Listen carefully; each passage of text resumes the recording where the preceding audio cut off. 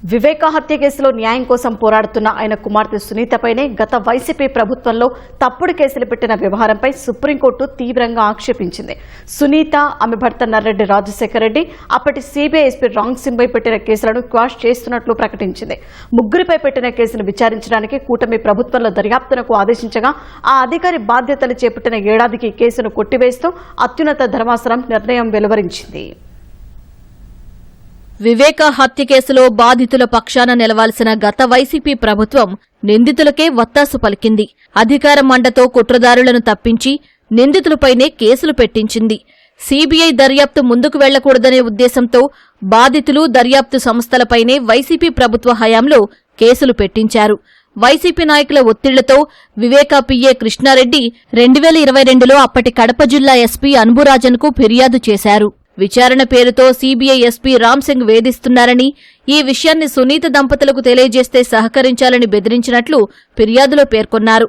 ఇదే అంశంపై పులివెందుల కోర్టులోనూ ప్రైవేటుగా ఫిర్యాదు దాఖలు చేశారు. కోర్టు ఆదేశాల మేరకు పీఏ కృష్ణారెడ్డి ఫిర్యాదు చేస్తే 2023 డిసెంబర్ 15న సునీత, రాజశేఖర్ రెడ్డి అప్పటి సీబీఐ ఎస్పీ రామ్ సింగ్ పై వివిధ సెక్షన్ల కింద పులివెందుల పోలీస్ స్టేషన్లో కేసులు నమోదు చేశారు. కేసు నమోదు చేసిన 11 రోజులకే ఆగమేఘాల మీద పులివెందుల కోర్టులో ఛార్జిషీట్ సైతం దాఖలు చేశారు. సాంకేతిక కారణాలతో పలుమార్లు ఛార్జిషీట్ను కోర్టు తిప్పి పంపింది.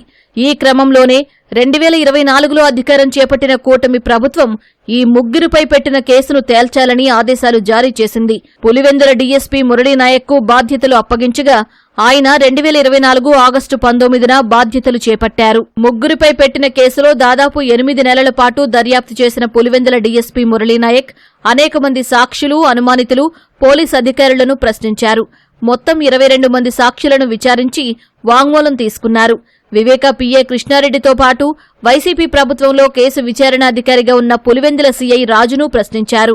EC Surendranath Reddy, Rajesh Kumar Reddy, Palem Janardhan Reddy, Vemula ZPTC Bayapureddy, Vempalli ZPTC Ravikumar Reddy, Bharat Kumar Yadav, Prabhavathamma, YS Manohar Reddy, న్యాయవాది ఓబుల్ రెడ్డి, మహేశ్వర్ రెడ్డితో పాటు పలువురు పోలీసులను ప్రశ్నించారు. ముగ్గురిపై కేసులు నమోదు చేయడానికి ఎంపీ అవినాష్ రెడ్డి భారీ కుట్రకు తెరతీశారని డీఎస్పీ మురళీనాయక్ విచారణలో వెల్లడైంది. 22 మంది సాక్షులను పోలీస్ స్టేషన్కు పిలిచి విచారించకుండానే సీఐ రాజు ఓ ప్రైవేటు ప్రాంతంలో స్టేట్మెంట్లు నమోదు చేసుకున్నారని తేలింది.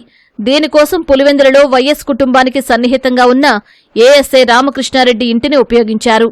ఆయన అప్పట్లో విధులకు గైర్హాజరై పులివెందులలో తన ఇంటికే అధికారులను రప్పించి కేసును నడిపించారు. అవినాష్ రెడ్డి సూచనలతో ప్రత్యేకంగా విశ్రాంత ఏఎస్పీ రాజేశ్వర్ రెడ్డిని రంగంలోకి దింపారు. రాజేశ్వర్ రెడ్డి పులివెందులకు చేరుకుని రామకృష్ణారెడ్డి ఇంట్లో మకాం వేసి కేసు ఏ విధంగా నమోదు చెయ్యాలి, ఎవరి వాంగ్మూలం తీసుకోవాలనే దానిపై పర్యవేక్షణ చేసినట్లు తేలింది. సీఐ రాజును అవినాష్ రెడ్డి బెదిరించి సంతకాలు చేయించినట్లు ఆయన వాంగ్మూలం కూడా ఇచ్చారు. సాక్షులుగా ఉన్న వైసీపీ నాయకులు, పోలీస్ అధికారులు, సిబ్బంది గతంలో ఇచ్చిన వాంగ్మూలాల ఆధారంగా ఏఎస్ఐ రామకృష్ణారెడ్డి ఇంట్లోనే కేసుల నమోదుకు కుట్ర పన్నినట్లు డీఎస్పీ విచారణలో వెల్లడైంది.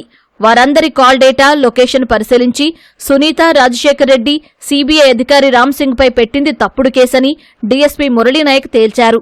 ఈ మేరకు ఈ ఏడాది ఫిబ్రవరి 20న పులివెందుల కోర్టులో క్లోజర్ రిపోర్టు దాఖలు చేశారు.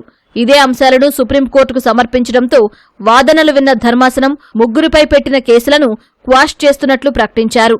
పులివెందుల డీఎస్పీ కేసు దర్యాప్తు ప్రారంభించి ఖచ్చితంగా ఏడాది పూర్తయ్యే నాటికి కేసును కొట్టేస్తూ సుప్రీంకోర్టు నిర్ణయం తీసుకుంది. వివేక హత్య కేసులో కుట్రకు తెరతీసి తప్పుడు కేసు పెట్టించిన 2 పోలీసులపై డీఎస్పీ మురళీనాయక్ ప్రభుత్వానికి నివేదిక పంపారు. విశ్రాంత ఏఎస్పీ రాజేశ్వర్ రెడ్డి, ఏఎస్ఐ రామకృష్ణారెడ్డిపై చర్యలు తీసుకోవాలని జిల్లా పోలీసులకు నివేదించారు.